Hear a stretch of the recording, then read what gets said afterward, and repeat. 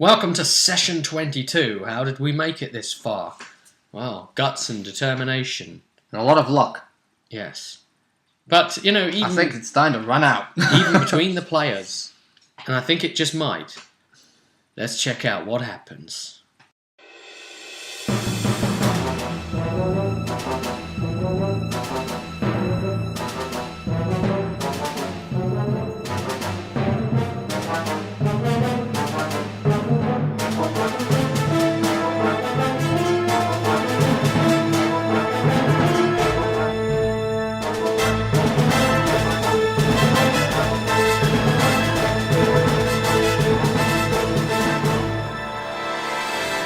Right, we are in the same mission that we left off from. It was started in the previous vidcast, number 21, session 21. So we've played session 22. Yet more Dark Heresy. They didn't think they'd get more, did they? But they got more. I'm surprised we even ended this session. Yes, now we'll tell you about some of the more interpersonal problems as well. And as you know, our Dark Heresy campaign has been packed with problems, hasn't it? Mm-hmm. And I mean, we've had the GM switch for starters. Yes, there was a whole bunch of problems that led up to that. But then, we're still having some problems, but they are slightly different, aren't they? Yes. They're of a slightly different nature. It didn't start so great when Jez asked at the beginning, could we just have a reminder, what is it we're doing again here? And I'm not even completely 100% sure, mainly because it's just everything's pissing me off. No one really gave him an answer or anything like that. And as from what I remember, we're meant to be trying to stop some Drusus cult members. At this point, I started to feel uncomfortable straight away because I thought, "Oh, this isn't going to go good." Because I'm being forward-thinking, empathic, because I know he's had his problems with the system, and we've had every session something's just said about it. It's not just with Heresy, which is almost in every day in Dragon Age, he's got something to say about that too. Well, yeah, he's made disagreements with like I said, almost every session he's got something where he'll call up on something about, oh, that would not happen in the real world, or something, or how my reaction would be automatically to do this before combat starts, blah blah blah. Like when we were fighting, the wolves appeared. Oh, my reaction would automatically be to draw my sword, so I don't have to draw my sword in the middle of combat. Yeah, as part of my minor action. Well, he's not happy with Necromunda so far either, is he? I don't think he wants to play it. No, I get that impression. He's his own kind of gamer, I guess. He doesn't do skirmish games, he says, and yet the argument there is that all RPGs are technically a skirmish game. Yeah, that could be said. Yeah, especially if you're using models a lot. Anyway, where'd we ended up? We ended up coming into a new area. We'd out some sort of hangar for vehicles. Yes. And crates. We've managed to enter that, where there was a bunch of container boxes all everywhere, and there was sections of darkness, and there was a very prominent light up in the centre of the room somewhere. Mm-hmm. And there appeared to be soldiers walking about off in the distance, doing some sort of basic patrols and things. So... these are the ones that have been brainwashed, haven't they, really? Yeah, the ones who are with the cult. Yeah. So, these are the, guardsmen. Yeah, basically it. Yeah.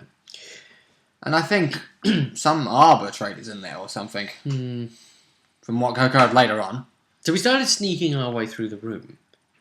And my first thought was, look, if this goes bad, then I'm going to want to take the light out. And I've got my night vision goggles, and who else has got what? So, and Kizdeen had a pair on her. Yeah, I had to alter my armour halfway through, because of the fact there's meant to be somewhere in the beginning of this where we're meant to get access to Arbitrator Carapace. Mm-hmm. At the beginning of full set. So I'm like, right, if I'm getting Arbitrator Carapace, I'm taking the thing from the frickin' Book of Judgment, because I'm an Arbitrator Carapace, thank you very much. Yeah. Well... it's a armour upgrade for you, isn't it? In that particular case, it would be. But I think the one in the book is completely different to the one it specifies in the mission. Right. Which is a bunch of weirdness. Yeah, there is always still... because you've got the full book that comes out after this book, and then you've got to try and cross over, and editations need to be done here and there half the time. You know how it works. You do have a lot of like format layout problems that we've touched on as well. Craig mentioned it in here as well. They're asking you to do something. You know what we were doing in previous one? Yeah, they asked you to do a test. No, you know in the previous thing where we were doing like we could go a lot, we could charge aheadwards, or we could find a way to disable the mines. There was a third option, but Craig didn't see it because it doesn't show up until after he's gone through everything else. We could have gone underneath the planks, under the gangway, there's a section underneath it that we could have climbed along. Walkways beneath that could have led us in, and we could have gone underneath, reached from within, and assaulted them and opened the gates from the inside. But we'd probably have to fight some monster down there or something. I don't know. As the GM, I skimmed this book. I knew there was something like that somewhere.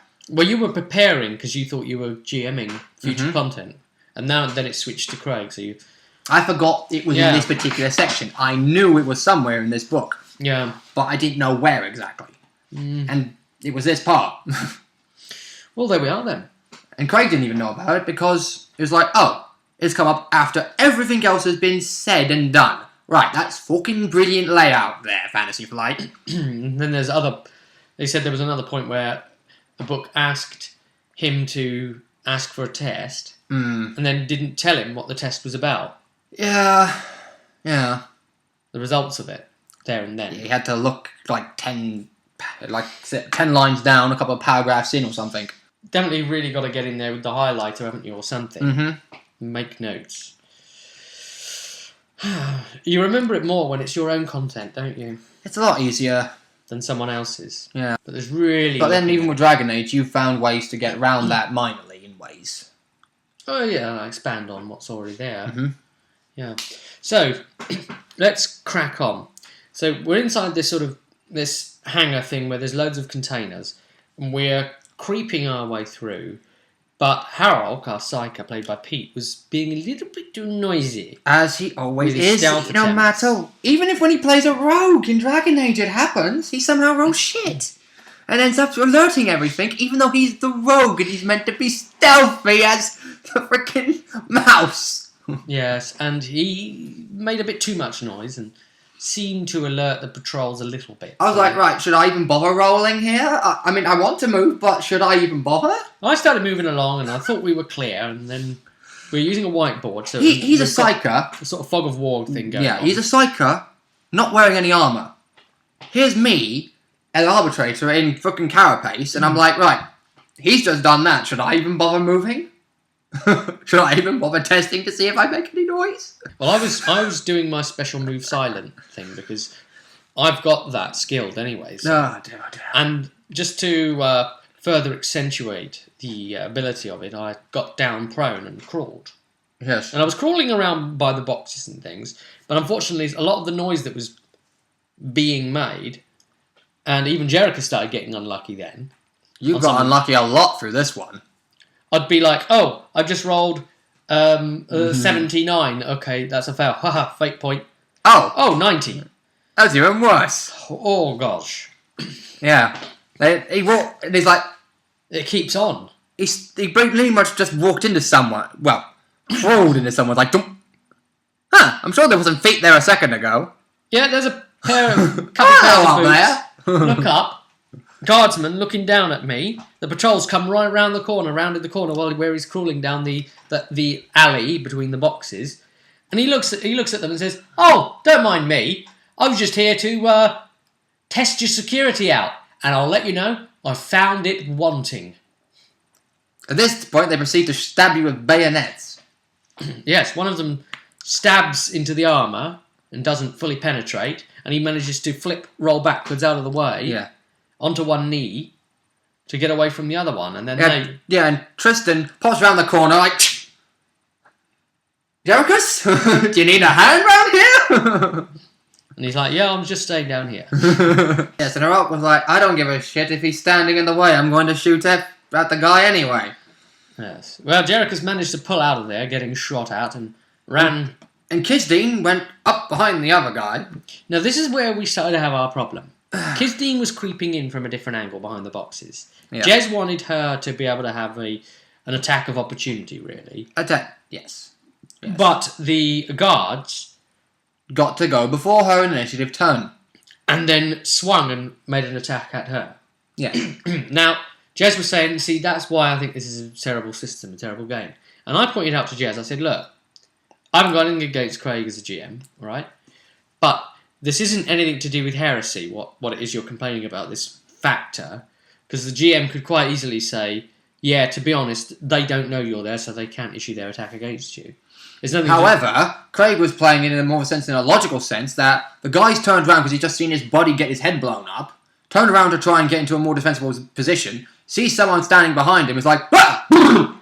So wait a minute, I can't remember, had Kizdeen killed one of them? No, it was me, you, and Heroic had done the damage to that guy, as far as I'm aware. So he wasn't too keen on that, because he tactically got into a situation, and he was saying, look, Kizdeen doesn't really have anything she can do anymore to be able to, like, pick people's pockets, although she has been trying with like commissars and people like that, almost getting shot. I think one of the problems is that he's purposely built a character that is so far deviated from the natural course of the universe that it is in constant anarchy. She is pretty much just a law abide to herself. I'll do things my way, screw the Emperor, screw all of it. As an acolyte, you kind of are an Inquisitor's bitch. There's no getting around that, is there? Even Tristan knows his limits, and he's a bit of a loose cannon himself.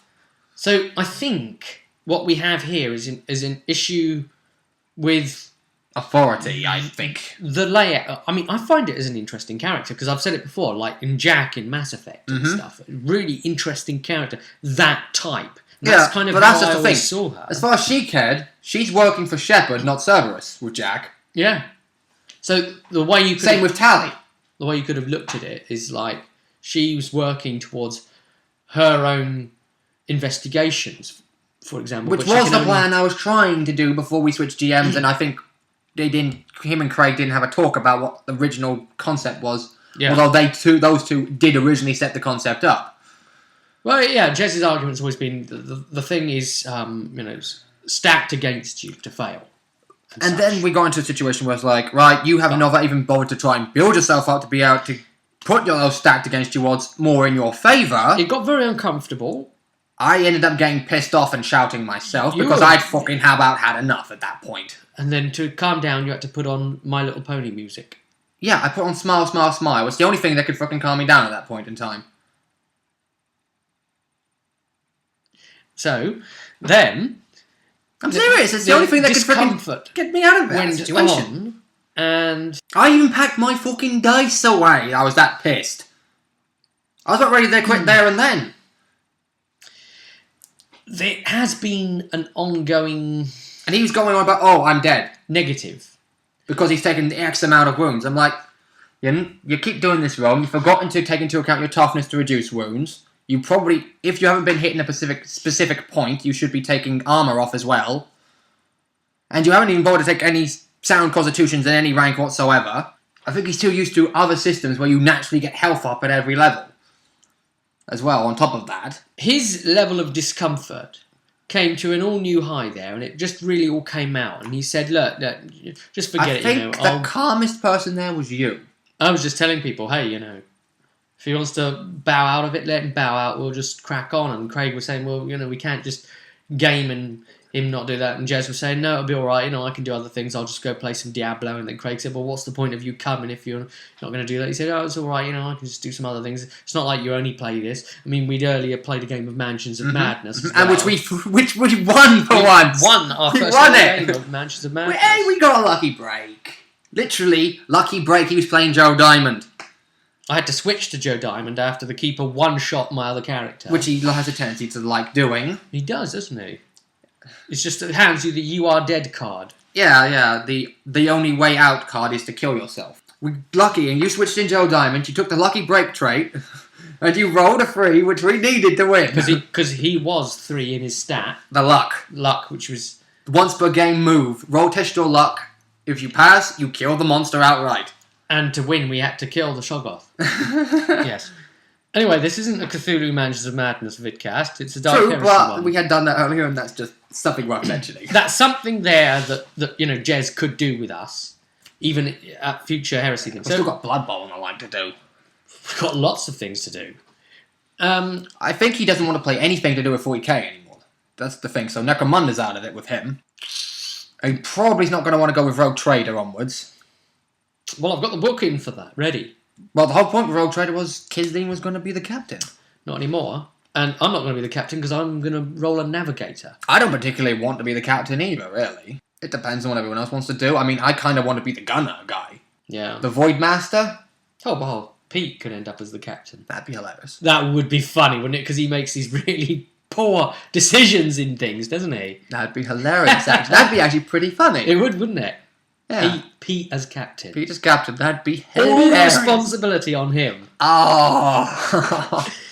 Well, the unfortunate thing is Pete would be compelled to have to want to make an effort to show up then. He'll probably be pissed off at that. Yeah, that's true, yeah. Because he's I'm the captain, that means I've got to be there to run the damn ship. Any of you that have watched our live footage, you might find that funny right now. Some of you that's getting to know us as characters. Yes, I turned everybody around me into characters. Even the ones that aren't. Then you've got all the characters that live inside your head. True. And then I've got all the characters that live inside your head that have invaded in here now. Well, some of them. Poor Laurie. Yeah, I mean, I've got frickin' Maestro up here too. He's frickin' got his own way of doing things. We don't need anyone else at the table. Just Laurie could turn up at the table. We can play everyone's characters for them. He's mad. You just want to, don't you? You just want to be everyone. Everyone else's character. I'm not going to argue with that. I'm not going to argue, but I'm not going to agree with it either. He speaks to you as your character, telling you what your character would say in his opinion in that moment in time. And then you say, okay, shut up, because your character's going to actually say now let me say what I think they're actually going to say. Rather than what you think they're going to say. Some of you people would go mad and strangle him. Seriously. And I wouldn't blame you. Because I sometimes want to strangle me too. Kisdeen did a runner. Mm-hmm. With the whole zappy, knocked unconscious, I'm going to die here, blah, blah, blah. She does basically want to die, I think. She had 2 fate points left. Yeah. She could have burned She went down to like 0 health. But I think there's some bullshit here where he forgot what health he was actually on in the last one, so he rubbed it out. Yeah. Thinking it was a new session. Even 0 health is crit table. 0 health is actually nothing. You're still up and live and kicking. 0 health, anything beneath that puts you on the critical hit table. Okay, good point, yeah. And only once you go onto the critical hit table does it start to stack. The higher it goes, depending on what body part you're hit, depends on what effect you get. I mean, from a 1 to like 4, you're like taking fatigue points, or you're going to be hitting into blood loss before death happens, or you're going to have a limb loss permanently.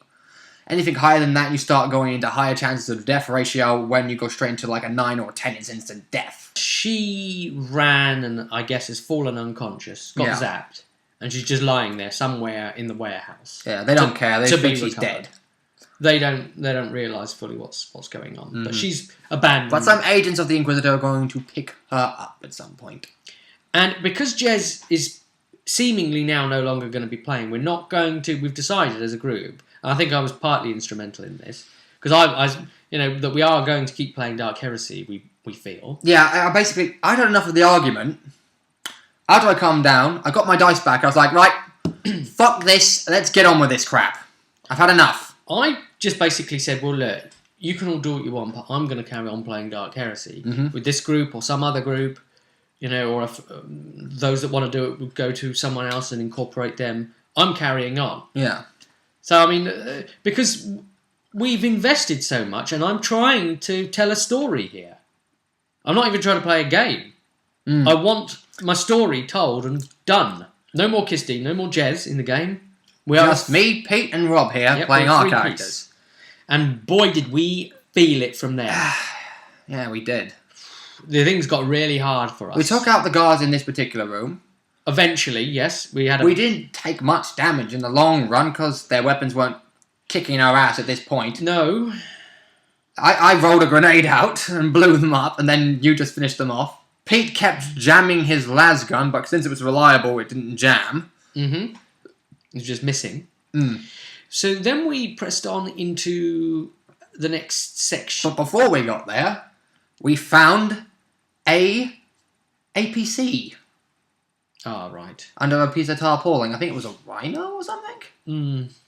It was an Arbites issue, Yeah, an Arbites issue rhino, the 86th precinct or something like that. And it was dismantled.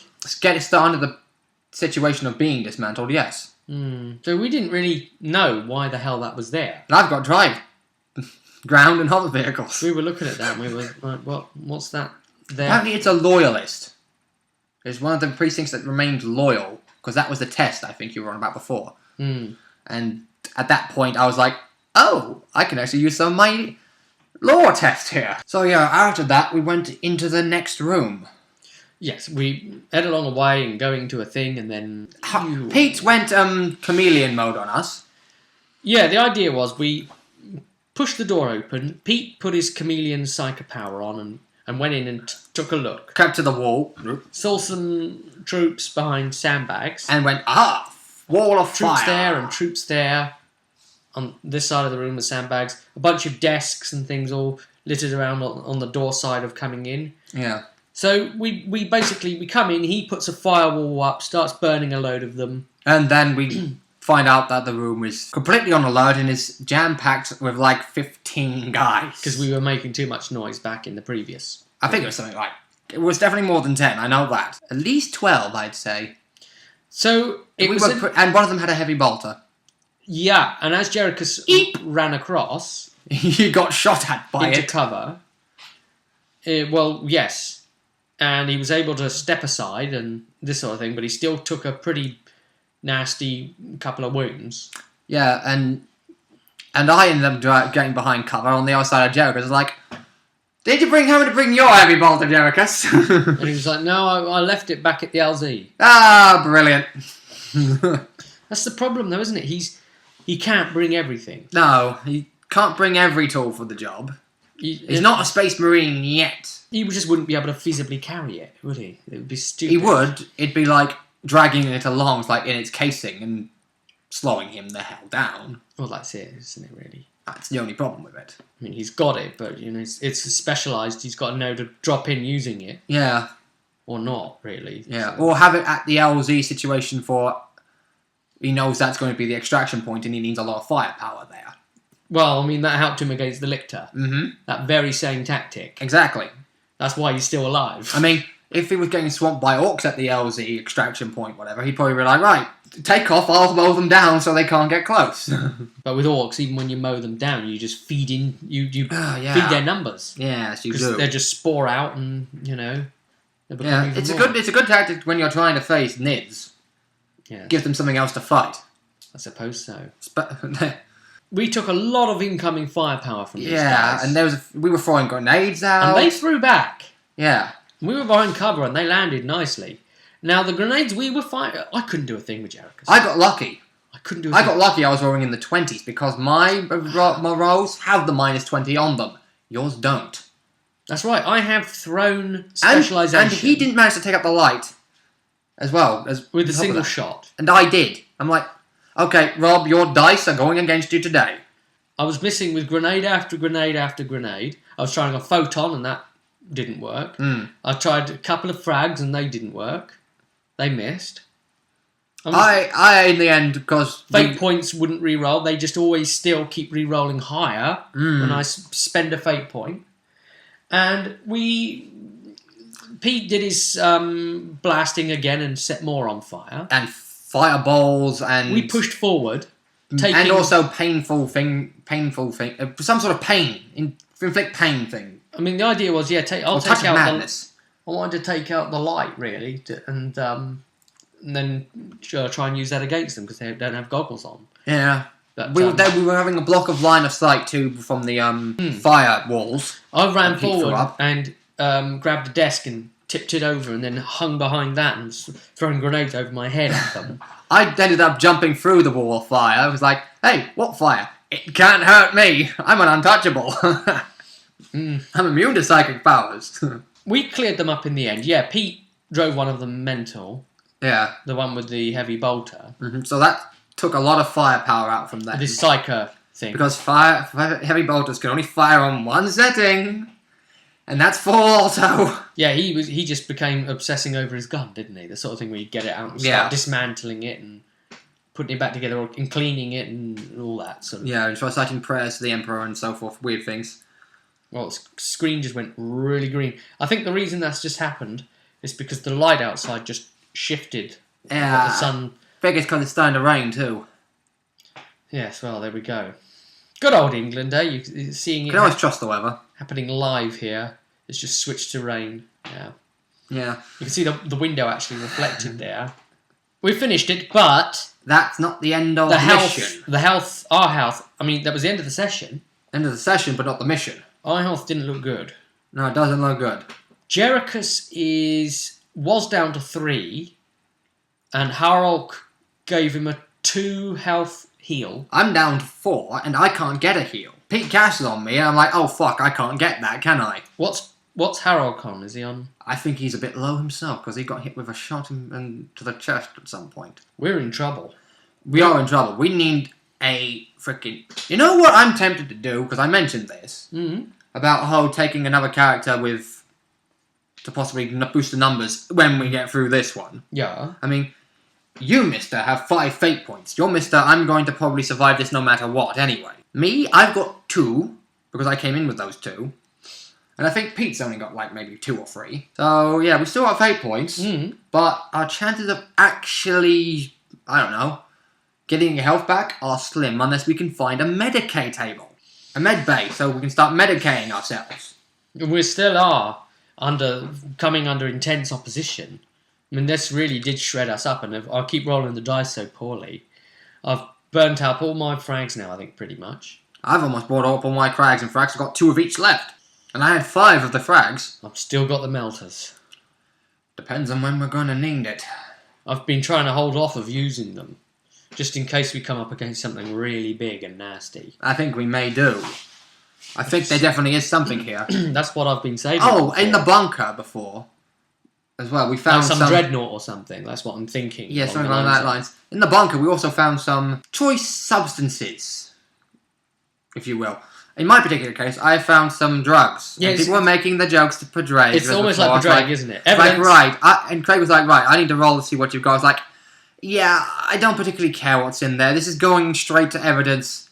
And I literally mean evidence this time around. Yeah, not the personal stash. Yeah. Padraig, he was a real flawed, dirty cop, wasn't he? Yeah. Except my guy's an alcoholic. I haven't made making much mention to that, but that's because he's currently out of alcohol. He's going a little bit sober at this point in time. Is it going to be the reverse, like Bender when he gets sober? He gets drunker. Oh dear. Right. No, he's going to be like Vimes from Discworld. It doesn't bode well. Do you think we can survive? With fate points? Yes. So we're going to be burning them here? Most likely. I would say so. So, session 23 is going to be very telling. Hopefully we'll finish the thing off without so much interruptions now. With a refocused mindset, even though there's only 3 of us now going at it. I mean, technically, I did mention to Craig after the session, if he wants 4 characters in the game still, one of us could probably take up a second character. I mean, I've got no problems with, if he's fine with it, taking something. I suggested what I would have done, personally, is have Kisdeen recovered and turned into a servitor. A full-on servitor helper. I think there's something in there where it does something, but whatever, I don't know. One of the servitors, I'm not sure how that works. Craig would know more. He knows more about the universe. Because it could have been a sort of... because it's the Inquisitor, he could have given her dendrites. Especially this flippin' Inquisitor. Should be a gun servitor on that front. Right, we'll leave it there. I'll see you at the next one. Until then, take care and we'll see if we can survive. See you at the table.